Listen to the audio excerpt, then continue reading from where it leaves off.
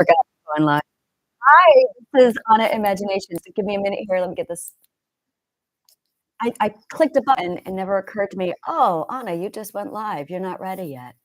I do that often. Hi, this is Anna Imagination with the Healing Garden, and welcome to Shifting Perspectives. All right, I'm ready now. I usually jump right on when I have news about my case study, but last night was such a full moon. Oh my goodness, did I download a lot of information. I really don't like saying those words. I don't like that at all. I don't like downloading. My perspective shifted and a lot of blocks cleared themselves last night so I could finally access the information I needed in my mind. So last night was a momentous night. My case study had the shift, and it's the same shift I experienced. It looks like her PTSD is gone. We are now talking to psychologists to have them evaluate her. We are looking at from September 16th to November 25th, her full everything with triadic healing, and she's got her full compass in place. She's stable, and it looks very much like she has no mental illness. She has consented to revealing her identity coming forward, and I encouraged her to start a YouTube channel to help nurture her voice. Huge part of your healing is waking up your voice and getting that back, because it is the very first thing that was taken away from us when we were abused.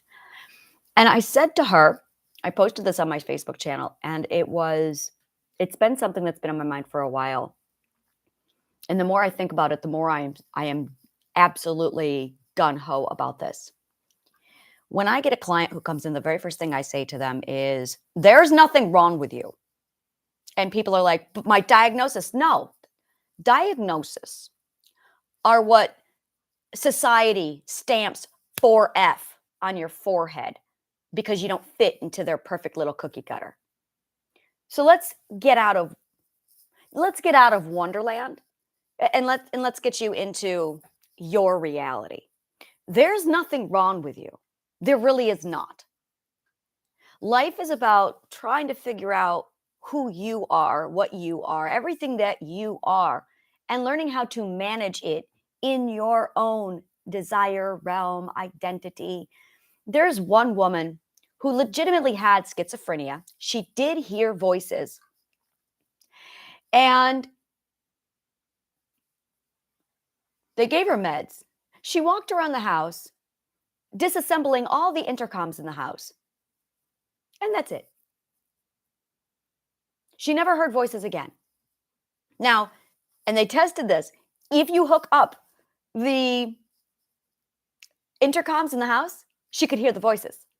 So she just disassembled them and kept them disassembled for like 30 years, and she could function just fine.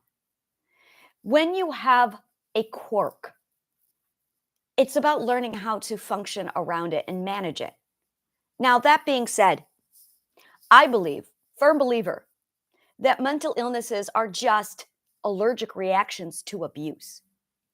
Really, it is just your subconscious mind having an allergic reaction to shitty treatment.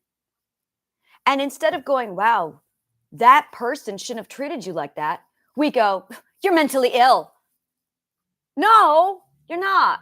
That's like going, you have a peanut allergy and you eat the peanuts, and we go, oh, you're disabled, you're mentally ill, you're psychotic, you've got PTSD, or you just have a peanut allergy and you shouldn't be eating the peanuts. So, my triadic healing teaches people how to check their food for peanuts, how to avoid peanuts, and to not eat peanuts in the middle of a panic attack, to not have a panic attack, to instead grab the EpiPen. That's it. There's a little bit more than that. You've got your full officer's compass, you've got your 12 ethics. I build them up with the first six perspectives. And I teach them how to unlock their mind for higher learning so they can actually really super educate themselves very quickly. which is why the product Try to Healing works as fast as it does, is because it unlocks your a higher intelligence. So you learn like that. That's the God code part. It's like a key that unlocks the brain so the brain actually does what the brain is supposed to do. We basically have stunted growth. That's it. We all suffer from stunted growth. The two things that suffer the most is our poor communication skills and our inability to learn properly, effectively, quickly. Once you get the God code, which is just a key, it opens that part of the brain so that your communication shoots through the roof and you start speaking like you're supposed to be speaking at level. And then flipping it around, you start absorbing information and learning at a much faster pace because instead of absorbing 2% of everything you hear, you absorb 98% of everything you hear. Your amnesia is returned, or it ends, and your memories are returned to you. When you remember, you understand, and the confusion goes away. Oh, I'm allergic to psychological manipulation. Maybe I shouldn't gorge myself on that. Maybe before I trust somebody, I should check a person for psychological manipulation so I'm not consuming my peanuts because I have an allergy. And then if you do have somebody who comes in, oh shit, I have an allergy. I gotta go grab my EpiPen, which is your self-care regimen. And the self-care regimen is not at all what people out there on the internet tell you it is. It is not a spa bath. So this is it in a nutshell. Once you understand this, once you really grasp this concept that there is nothing wrong with you, there is nothing wrong with you. Some asshole stamped 4F on your forehead and told you that you are dysfunctional, unworthy, and pretty much garbage. And they put you on medication and then try and cram you back into a 9 to 5 job. Not everyone is cut out for a 9 to 5 job. In fact, almost none of us are. Most of us are entrepreneurs.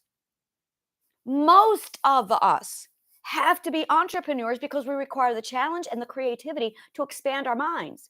Oh, but our society does not teach you to be an entrepreneur. No, it grounds that 9 to 5 job into you and it doesn't fit. It doesn't work. We're not okay. So this is what I do. This is Try to Healing. This is the work. I have started a new website called anaimagination.com. It is my professional side.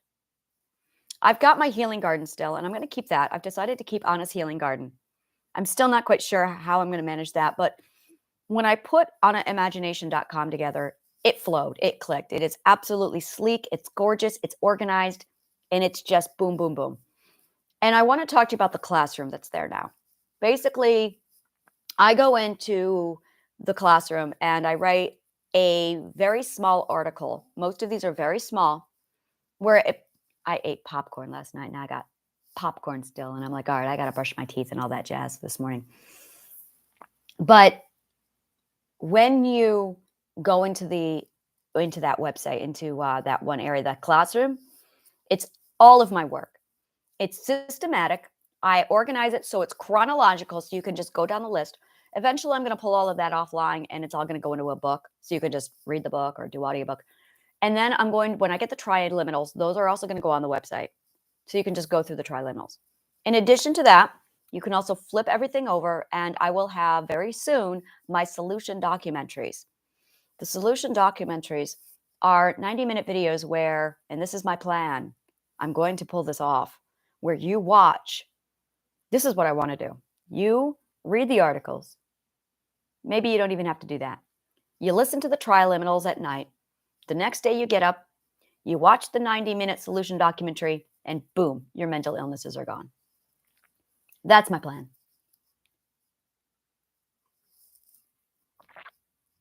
I have one of these videos on my podcast. I laid out one of my formulas, and one of my peoples saw it, and she went, "Oh my God, it's gone." Yeah, it's logical fallacy. Limiting beliefs are not limiting beliefs, they're logical fallacy. I have a psychologist who's reading my book, Broken. Holy shit, the validation.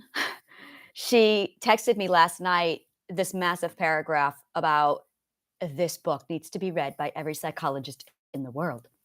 Yeah. Yeah, it does.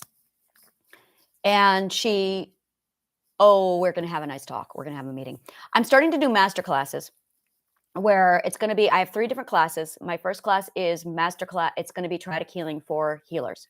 This is for psychologists and doctors where they can come in and I'm going to say, this is what life is like from a person, from your patient's point of view, except I have the ability to articulate this shit because I studied. Most people who have the mental illnesses do not have the ability to study while they're going through it. We all know this. It's fucking chaos up there. So I absolutely get it. I absolutely get it. There are certain healing things that are holy shit. This is something that's fantastic for traumatic healing, which is the havening. Oh my God, yes. And then there are other things where I'm going, that's not going to be something I want in my program. For instance, I do not condone hypnotherapy. I am dead set against it. I do not allow it, like it, want it, approve of it. And I will just go back to the show House MD. It is the 2 episodes, House's Head, Wilson's Heart. They use hypnotherapy inside of that. And in the very beginning part of episode 1 of those, of the 2-part series, Chase is a hypnotherapist and he's in this room and they're trying to dig through House's subconscious mind and Amber shows up.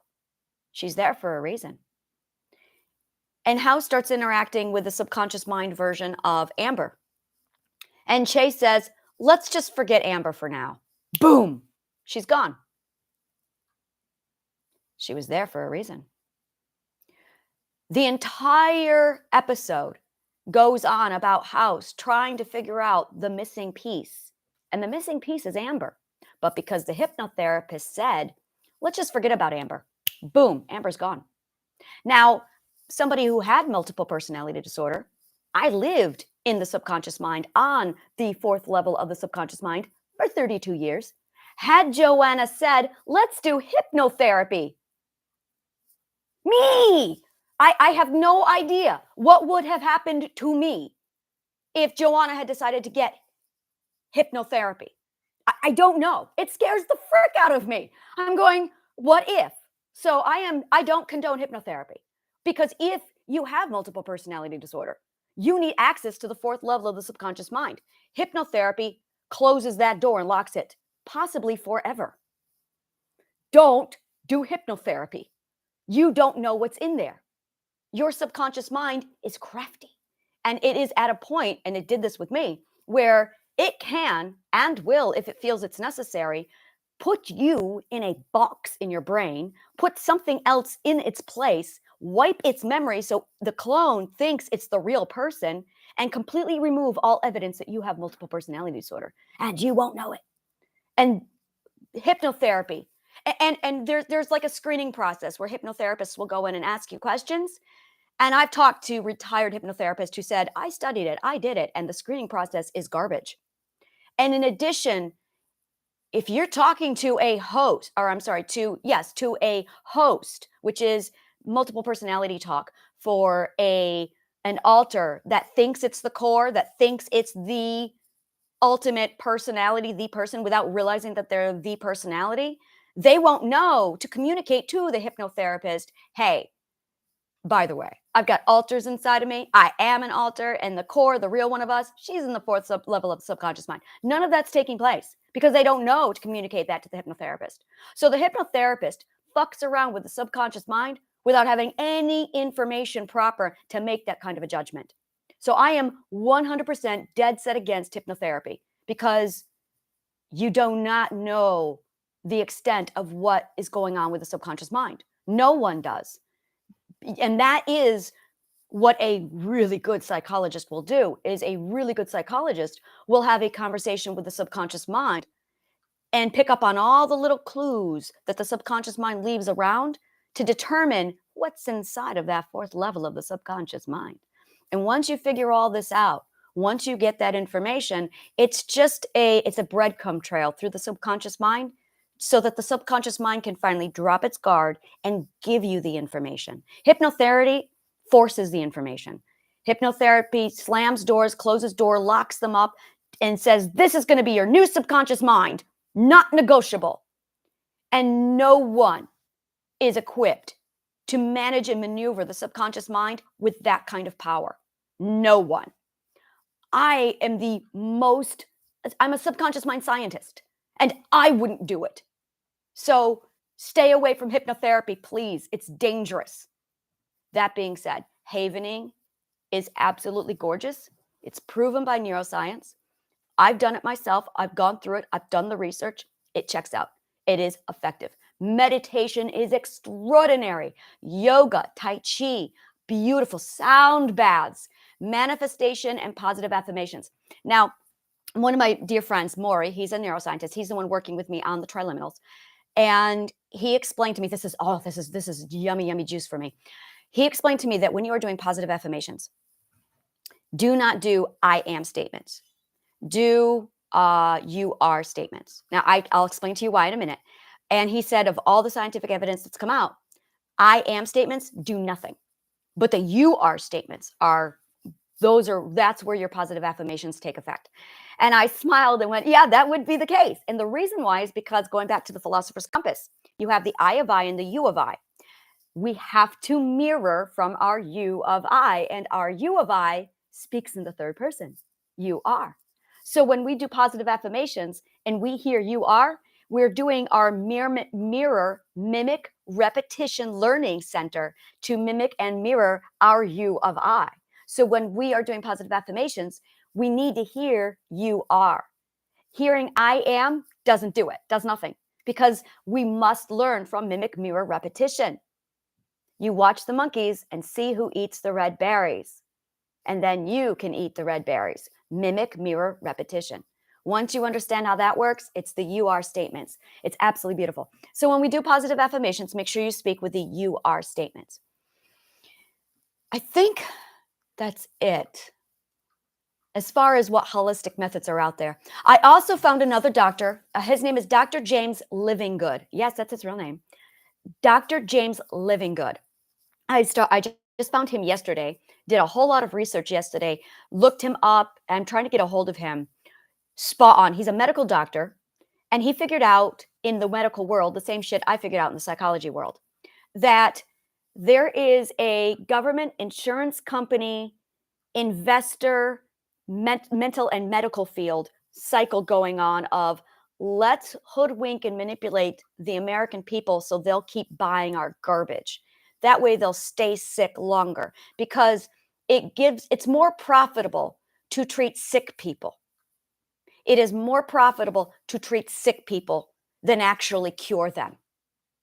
And this is true in the psychology world, and this is true in the medical field. This is a medical doctor who has figured this out. And I saw his stuff and he started going through it all, and I went, he's on my team. So I'm reaching out to him. I want to partner up with him. I want to put the healing garden with him and show him, hey, you figured out in the medical field what I have figured out in the psychology field. The very first thing they tell you when you walk into psychology is there's no cure for mental illness. Yeah, they want you to think that, so you'll keep buying their medications, because the pharmaceutical companies are funding all of this shit. And the pharmaceutical companies, they did the same thing with World War II with Kraft macaroni and cheese. Actually, it was Kraft, the company Kraft. Prior to World War II, this is where it gets really disgusting. This is dirty business. In World War II, prior to World War II, all meals were homemade. There was no TV dinner. There was no ERMs. I can't remember. Emergency ration food. It's that military food. Thank you. Is it an MRI? MREs? People know what I'm talking about. They'll Google it. They know what I'm talking about. I'm not in the military. And Kraft was one of the companies that was created during World War II to feed the military with these, it's going to bother me, with these TV dinner, basically, these foods. After the World War ended, Kraft had a panic attack of, oh my God, we're going to go out of business. What should we do? So they created this massive smear campaign against butter. And that's when they started promoting margarine. They started a massive smear campaign against producers of lard. Lard, for those of you who don't know, is the predecessor to margarine and Crisco. By the way, Nabisco owns this, which partnered up and is part of Kraft. In addition, they started the smear campaign about save time, make a TV dinner, spend more time with your family. This is when American obesity skyrocketed. This is really when shit hit the fan. From the 1950s all the way up, there is so much documentation on this. Basically, after World War II, these businesses were going to go out of business. And to prevent their business from going out of business, they created this massive nutritional smear campaign, supplanted home cooked meals. And they've been there ever since. And we're starting to get back into this. Oh, there is nothing wrong with butter. There is nothing wrong with cooking a homemade meal. In fact, that's how human beings connect. Pharmaceutical companies did the same thing. They did the same thing that Kraft did. Yeah, there's nothing more dirty than American corporate business from 1950s to now. Really dirty business. And it all is absolutely keeping these businesses in business at the expense of the American people's mental and physical and nutritional health. And they've just junked on us. So now I'm going to put away that soapbox and just set that over there. So back to mental health, back to triadic healing and what mental health really is. There is the imagination is the most gorgeous thing that there is in the world. And we are taught that it's something that adults don't have. We are conditioned to have it removed from us. There's so much in our world and in our life that is literally this massive smear campaign against our imaginations. And if you have an imagination as an adult, you are shamed, ridiculed, name called, and abused for it. The more imaginative you are, the more abused you are. It is a significant ratio. And that's something I've noticed is the patients who come to me, my clients who come to me, are 100% highly imaginative creatives. It's literally artists versus the world, artists versus corporate America. Now, here's the thing. Artists know how to ask questions. Nerds know how to ask questions because they're curious, because they have imagination. And our system is designed to groom that out of us. Our school system and education system is literally designed to do this. In the 1960s, they did some research that found that at 2 years old, 98% of the population is genius. And at 18 years old, 2% of us are still genius. There's so much research with this. There is so much research to prove it, that our educational systems, our schools are literally designed to make us stupider, more obedient, so we get the 9-to-5 job, so we go to work for the corporate America, so we fund and we fuel the pharmaceuticals and the corporate America, so that continues to keep us sicker. It is a disgusting business cycle, unethical. Now, so we have foundationals. This is the status of the world that people are not aware of. Foundationals and the common people are here.